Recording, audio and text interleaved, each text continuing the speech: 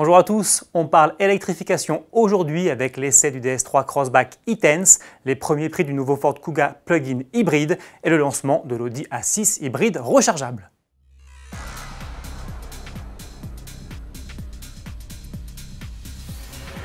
En septembre 2018, DS présentait un nouveau petit SUV, le DS3 Crossback, et sa version 100% électrique baptisée e-Tense.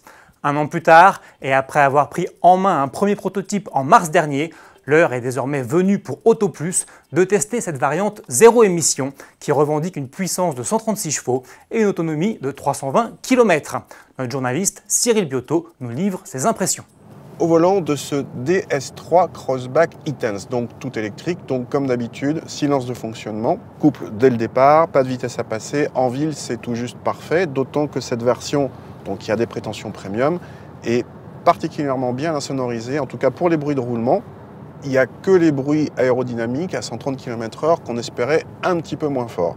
Pour la partie châssis, c'est une très bonne surprise. On avait bien aimé le DS3 Crossback tout court, thermique, et on retrouve les mêmes aptitudes à bord de cette version électrique alors qu'elle est beaucoup plus lourde, mais les batteries sont placées sous le plancher, du coup le centre de gravité est bas. Le compromis châssis est vraiment excellent, un poil ferme, mais avec ce côté confort ferme un peu à la Peugeot, c'est d'ailleurs la même maison, qui est vraiment très réussi, très agréable. Et rien que pour ça, ce DS3 Crossback est vraiment très réussi. Il a vraiment un côté premium pour cette partie plaisir au volant et bien meilleur qu'un Kona EV ou qu'un Kia e-Soul.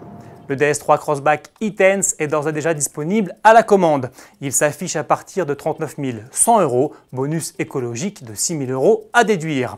Retrouvez son essai en intégralité sur le site autoplus.fr. SUV toujours. 6 mois après sa présentation, le nouveau Ford Kuga commence à révéler ses tarifs.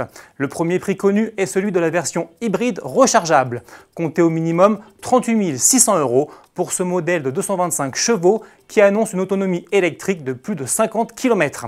Côté équipement, on retrouve des jantes alliage de 18 pouces, un régulateur limiteur de vitesse ou encore un écran tactile 8 pouces avec navigation GPS. La nouvelle et troisième génération du Kuga sera aussi bientôt proposée en essence et en diesel, mais aussi en hybride simple. Pour terminer, sachez que l'Audi A6 passe aujourd'hui à l'hybride rechargeable. Comme l'A7 Sportback il y a quelques semaines, la berline est désormais disponible en version 55 TFSI e-Quattro. La recette reste inchangée, avec toujours la combinaison d'un moteur 4 cylindres essence de 252 chevaux et d'un bloc électrique de 143 chevaux pour une puissance combinée de 367 chevaux. La 6 peut ainsi avaler le 0 à 100 km/h en 5 secondes 6 avec une vitesse de pointe limitée à 250 km/h. La vitesse maximale en tout électrique plafonne elle à 135 km/h tandis que l'autonomie en mode zéro émission serait de plus de 53 km. Les commandes sont d'ores et déjà ouvertes en Allemagne pour un prix débutant à 68 850 €. Reste à connaître le tarif pour le marché français. Merci de nous avoir suivis et à demain pour l'ouverture du salon automobile de Tokyo.